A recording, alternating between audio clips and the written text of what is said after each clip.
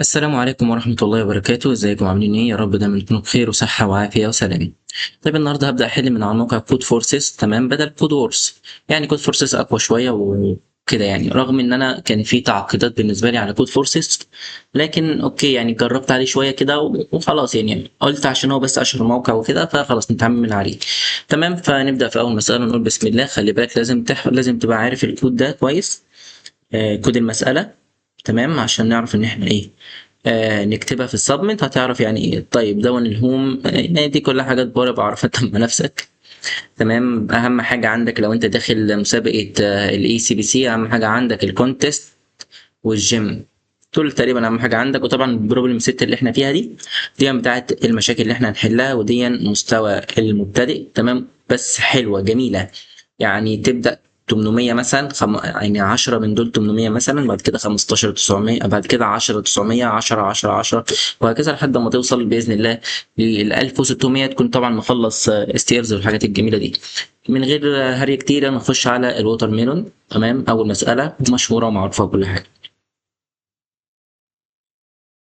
طيب هو قال لك، هو الملخص انا عشان انا شفت الملخص، تمام، قال لك ان بيلي، ان بيت وبيلي، ان هما الاثنين عاوزين يجيبوا بطيخه وعاوزين يقسموها ما بينهم بالنص. تمام، بشرط ان النص يكون لما يطلع الرقم يطلع رقم زوجي. يعني البطيخه جابوها يعني 8 كيلو مثلا، فهم لازم يطلع لهم 4 كيلو و4 كيلو. طب ما طلع لهمش 4 كيلو و4 كيلو، يبقى لا المسألة، يبقى يطلع لهم غلط في البرنامج او يطلع لهم اللي هي نو. وخلي بالك قال لك الإجابة تبقى يا اما يس يا اما نو، عشان لسه بتسوح في الموضوع ده. تمام، يعني انا كنت بكتب له ترو فولس، تمام، فهو كان بيقول لي لا ما ينفعش ترو فولس، لازم يس ونو وحاجات كده. ايه، الدقة يعني. تمام. من غير ما نطول هتلاقيني اصلا اهو. تمام، هسه هنشرحه برضو. ماشي. يلا بسم الله الرحمن الرحيم. قرب كده بتاع ده شوية. طيب دلوقتي هنبدأ اهو.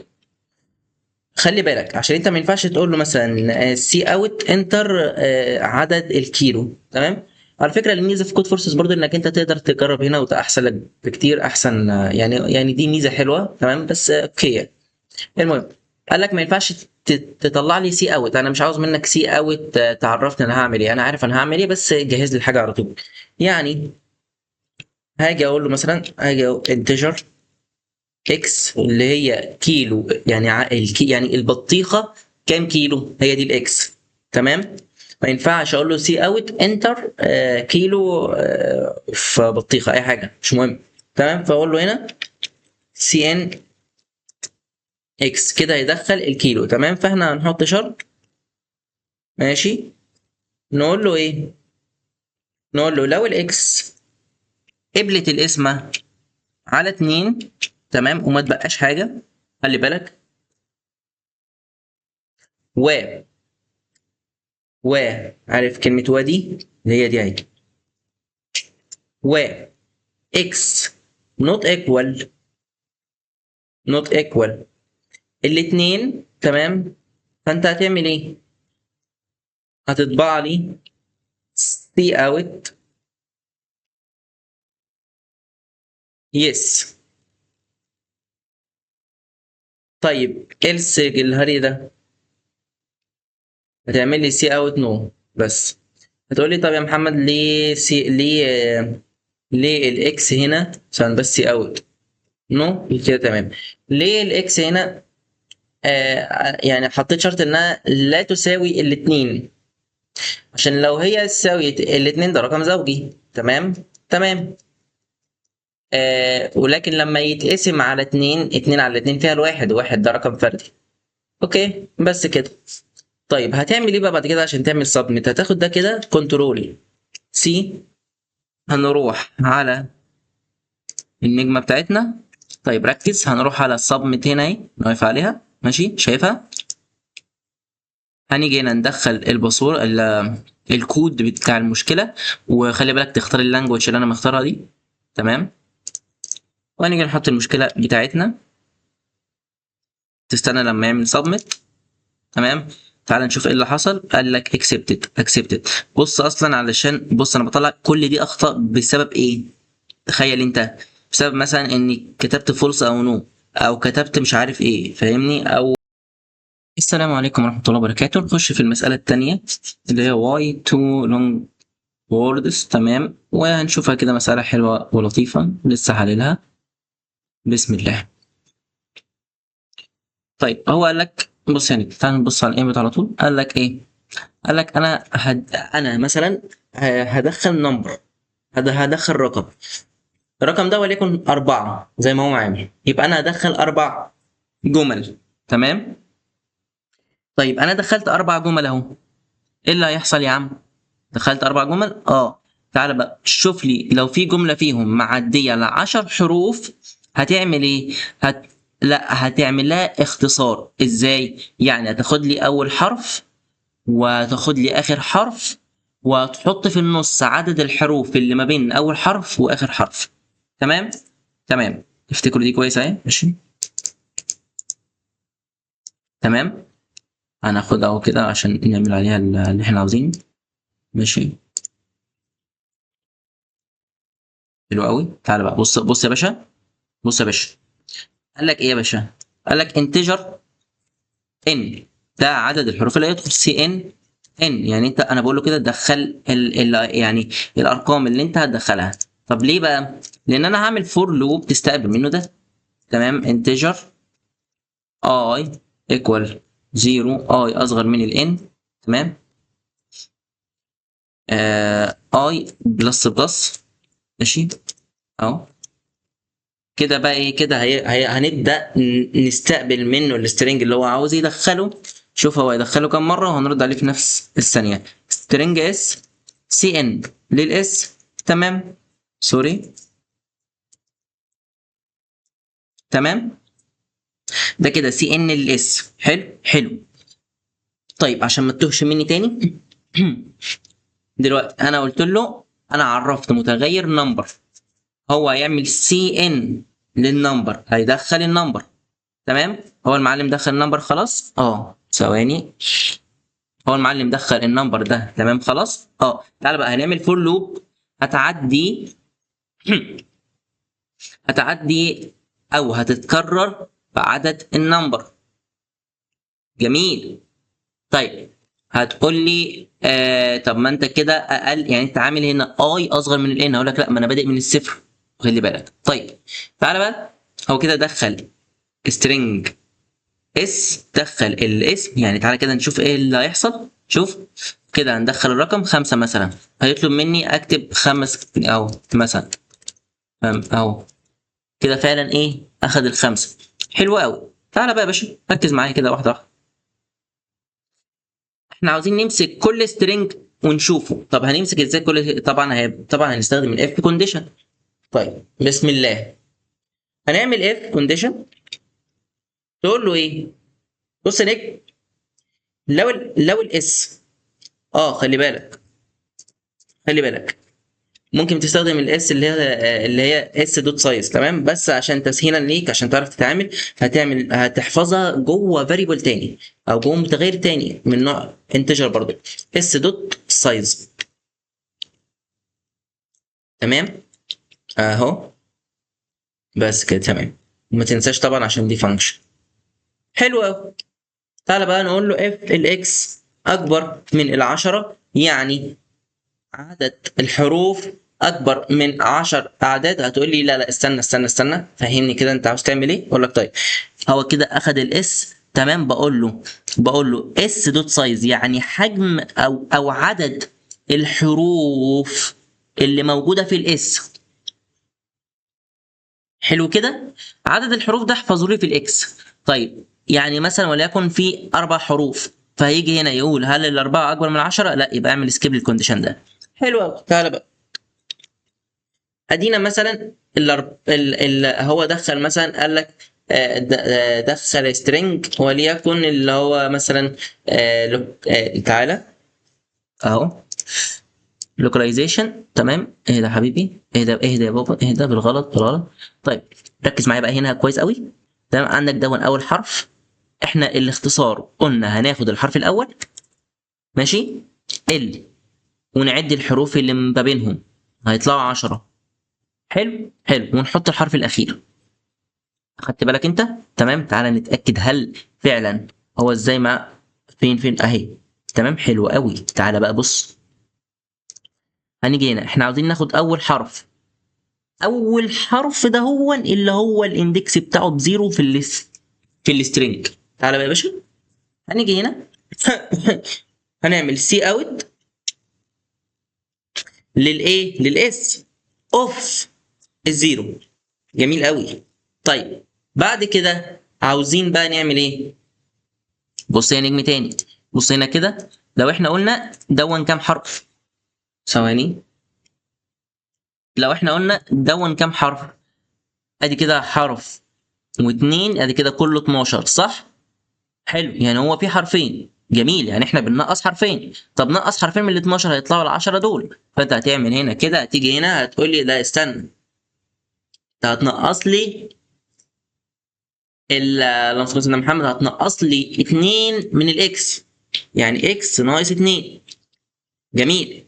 هتقول لي طب ازاي بقى اجيب الحرف الاخير يا عم الذكي؟ اقول لك حلو، دون كده اهو 11، دول 11 ودول 12 صح؟ اه. يبقى احنا نجيب الاندكس بتاعه بكل بساطه اس. خلي بالك اس ركز، مش هنكتب 11، احنا مش عاوزين نكتب 11، احنا عاوزين لو دخل اي رقم، افرض كان 20 مثلا. تمام. تعالى وهندخل الاكس دي اللي هي السايز كلها ناقص واحد بس كده يا معلم. واعمل اند لاين عشان تظبط الدنيا. اند لاين بس كده يا باشا. تمام. هنعمل بقى هنا else ماشي، يعني عكس كده لا اطبعها لي زي ما هي عادي جدا عادي جدا عادي جدا اللي هي الاس. تمام. واعمل برضو اند لاين وبارك الله فيما رزقت. تعال نجرب كودنا يا باشا. ماشي. هندخل نفس اللي هو حاطه هنا اهو. تعالى حط دي هنا. تعالى يا باشا، هندخل رقم 4 اهو يا باشا. هندخل كلمة وورد ونشوف ايه ردة فعله. بص بص بص، حلو قوي. هندخل الكلمة دي لوكاليزيشن. تمام. اعمل بس كنترول سي، بدل ما نقعد نكتب وبتاع. تمام. انتر. قال لك ايه ال 10 صح؟ هندخل دي برضو. ماشي اهو. قال لك اي 18 ان. تعالى كده نتاكد هل هي فعلا اي 18 ان. هي يا باشا. حلو قوي. تعالى بقى ناخد الجمله الطويله العريضه البتنجانه دي. تمام.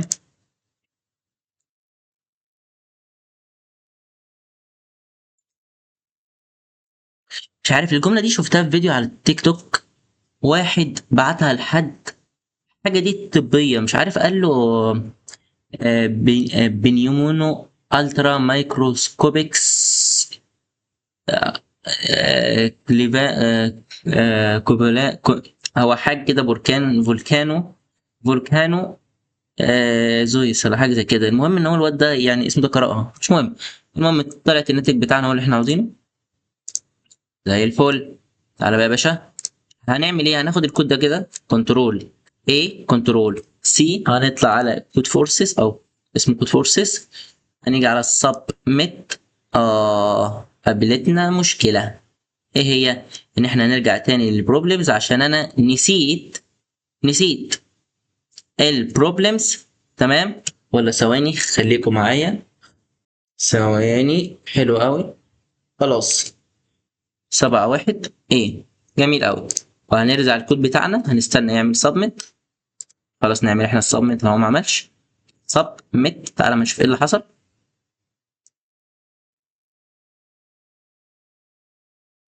تعالى بقى. ايه ده؟ ده هو راننج. ده هو ده، انا افتكرته بيقول لي ان في غلط، مع ان انا كنت لسه عاملها. فاهمني؟ كنت لسه حللها يعني. طيب السلام عليكم ورحمة الله وبركاته. نخش في السؤال رقم 3. سؤال جميل وحلو. تمام. الأسئلة دي كلها محلولة إن شاء الله يعني. طيب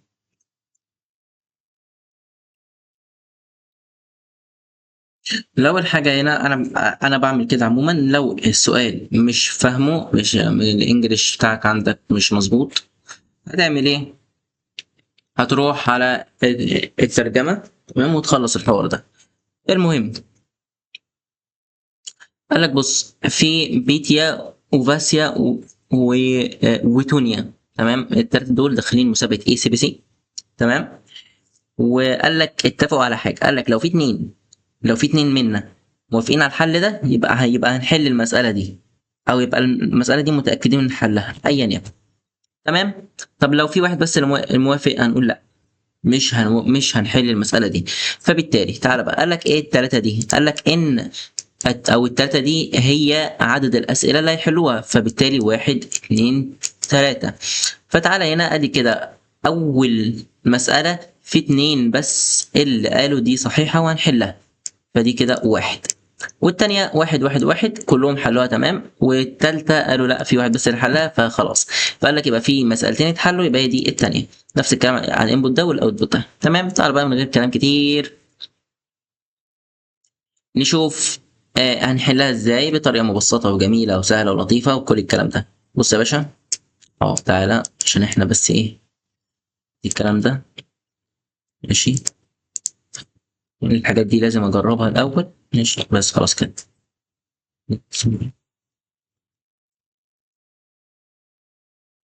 بس كده تمام.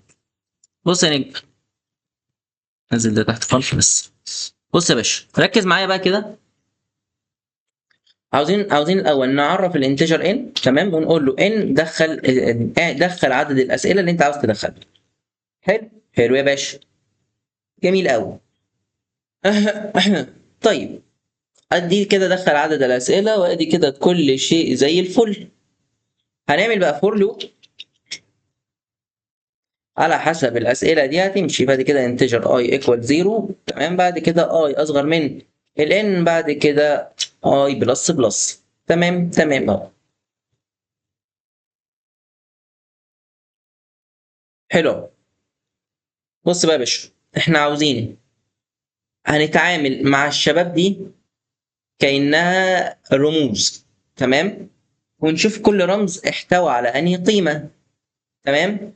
لو واحد فيهم دخل وليكن واحد، تمام، فلازم يكون في عداد يزود واحد، تمام، بحيث ان لو العداد ده زاد عن اتنين يبقى في مسألة اتحلت. لا تعالى بقى ايه نطبق الموضوع ده بشكل كويس جدا. بص يا باشا ركز معايا كويس قوي. قال لك احنا هنتعامل مع شباب اهو انتجر اكس مثلا، او خليها A B C. حلو قوي. وقلنا سي ان اهو، يا ايه قول لي رايك ايه، ايه ده ماشي، وبي قول لي رايك ايه برضو، وسي على نفس الحال. سي يا باشا، سي. يا لهوي، الساعة 3 وربع الفجر، قبل الفجر كده، تمام، وانا بصور واحد اصلا مش فايق ماشي. كده خلاص هما دخلوا القيم. هنعمل بقى الاف كونديشن، نقول له ايه، نقول له بص يا باشا، نقول له لو الاي اكبر لو الاي بتيكوال واحد، او لو لقيت ان الاي بتساوي الواحد، تمام، فانت هتعمل لي ايه بقى؟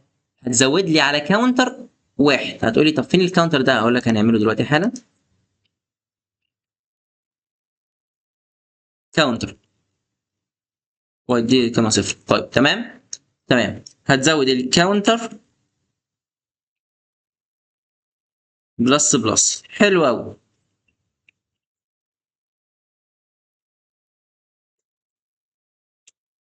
نفس الكلام هنا على البي والسي، جميل قوي.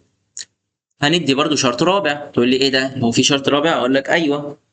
ايه الشرط الرابع؟ ركز معايا بقى.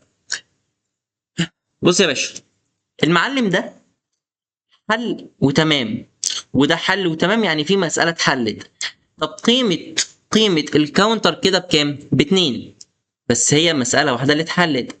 فهنعمل كاونتر تاني، ندي شرط نقوله لو الكاونتر ده أكبر من أو يساوي الاتنين، فأنت بالظبط هتزود الكاونتر الجديد واحد، تمام؟ طيب لو احنا قلنا وليكن هنيجي أعرف لك هنا مثلا، أقول لك تي كاونتر وليكن واديته صفر كده. تمام تمام. اللي حصل بقى ان انا جيت قلت هنا اهو، ادي الاف اهي ماشي، وقلت لك ان الكاونتر اكبر من او يساوي الاتنين، يبقى زود لي على التي كاونتر واحد. تمام. خلصنا، اعمل لي سي اوت للتي كاونتر. اه ايه ده، فين التي كاونتر يا محمد؟ ما انت عرفتها جوه الفور لوب، ما دي مشكله. فانت هتاخد التي كاونتر دي وتعرفها بره الفور لوب. هتقولي طب والكاونتر؟ اقول لك طيب، لو احنا عرفنا الكاونتر بره، تعالى نعرفه بره عشان تشوف الفرق.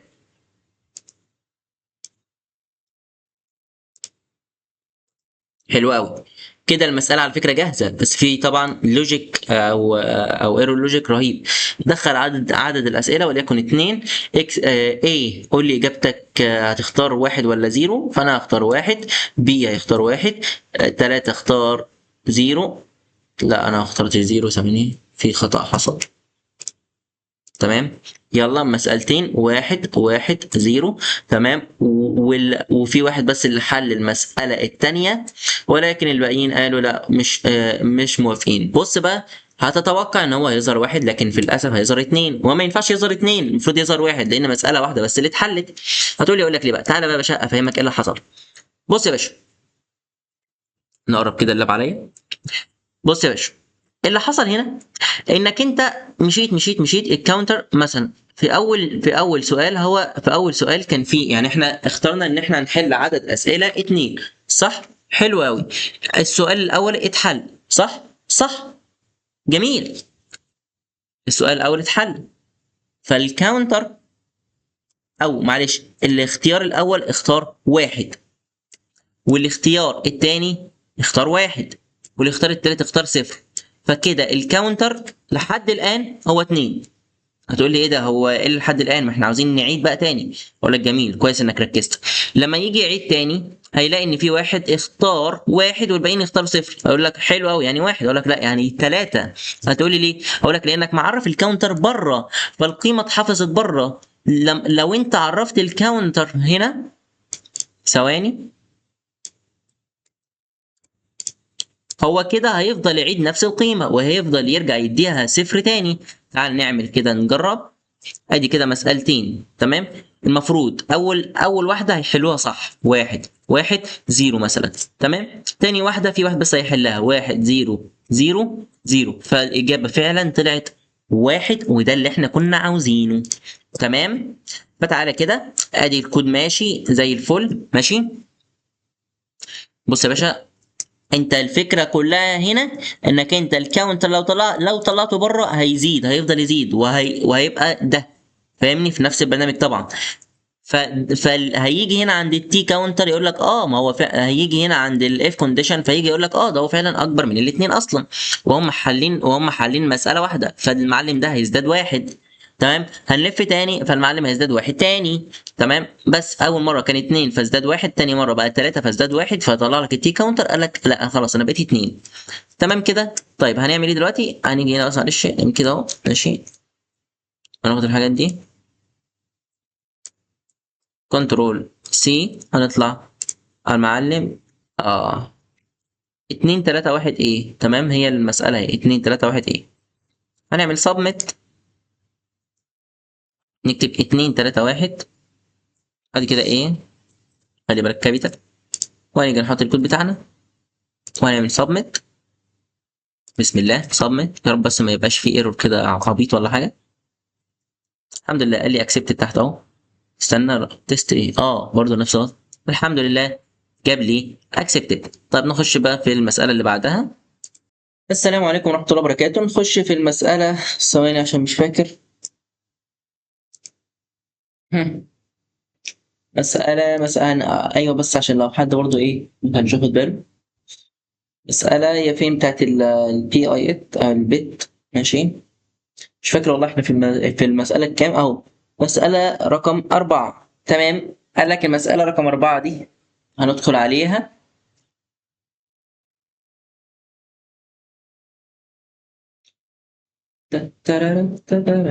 ماشي، دخلنا على المسألة. ملخص المسألة عشان هي طويلة، ملخصها كده الخلاصة الجميلة بتاعها.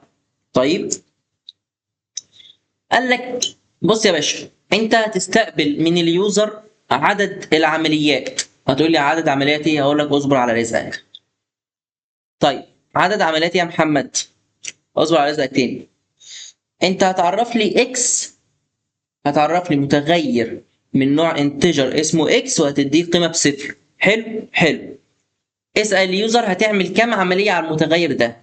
اليوزر متاح ان هو يعمل عليه عمليتين بس، يا اما بلس بلس يا اما ماينس ماينس، يا اما انكريز يا اما ديسكريز.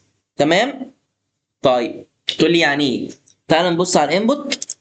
قال لك لو انا دخلت لك واحد يبقى انا عاوز اعمل عمليه واحده. جميل، انت عاوز تعمل عمليه ايه؟ عمليه واحده، صح؟ وجاب لك بلس بلس اكس.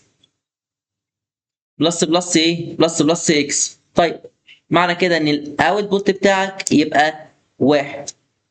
ليه؟ لان هو زود واحد على الاكس اللي فاتت. تمام. طب اتنين، يعني حالتين، حالتين.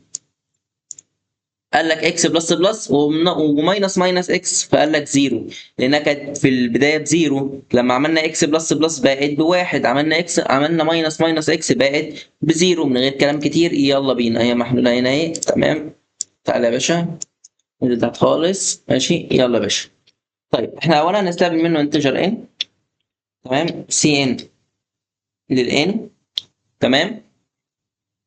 طيب، هنعمل فور لوب. ماشي، انتجر اي ايكوال زيرو، بعد كده اي اصغر من الان، بعد كده اي بلس بلس. انجزي بقى، اي بلس بلس. طيب، حلو قوي. الاي بلس بلس دي هنعمل فيها ايه؟ هنقول له انت دلوقتي هتعمل كام عمليه، صح؟ بس خلي بالك، تعال نعرف بس الاكس. نقول مثلا كبرها كده، اكس ايكوال زيرو. تمام. حلو قوي. هنعرف هنا سترينج وليكن اسمه اس. تمام. وهنخليه يدخل السترينج ده. تمام. اس. هنعمل شرط. طيب، ليه عملنا علشان هو يدخل، يقول لي اكس بلس بلس ولا بلس بلس اكس ولا اي حاجه. اوكي. فتعالى، فاحنا نقول له اف الاس ايكوال، ركز، اكس بلس بلس او اس ايكوال بلس بلس اكس. هتعمل ايه؟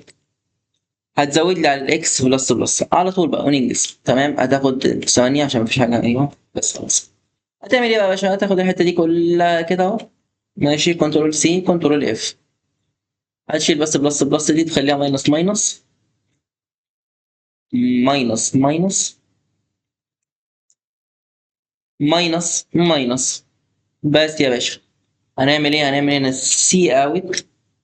ها، سي اوت للعداد بقى، العداد اللي فوق اللي هو هو ايه ده؟ اللي هو الاكس. تمام.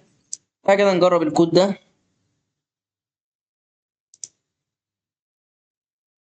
دخل عدد العمليات اتنين. دخل بقى انت. انا هعمل نفس اللي هو عمله هناك، اللي هو اكس بلس بلس ماينس ماينس اكس. المفروض يطلع لي صفر. طلع لي صفر. هنحل المسألة دي ازاي؟ تمام. ثواني. كنترول سي. هنطلع على كود فورسز. هنعمل، خلي بالك، 282 ايه. تمام. 282 ايه 282 ايه، عشان أنا بنسى وانا نساي. 282 ايه. وهنيجي هنا كنترول في اي اخطاء في اي حاجه؟ لا، سكسس. ودي يا باشا وريني. بسم الله الرحمن الرحيم.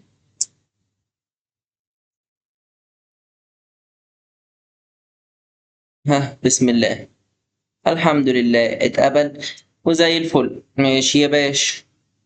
طيب، وبكده نبقى خلصنا 3 مسائل كده على كود فورسز حلوين. ماشي، انا اصلا كنت هكمل بس الموقع وقف، او السيستم وقع. انا كنت بصور بالليل خالص قبل الفجر او الفجر ساعتها، فهم تقريبا كان في تحديثات فالموقع وقف.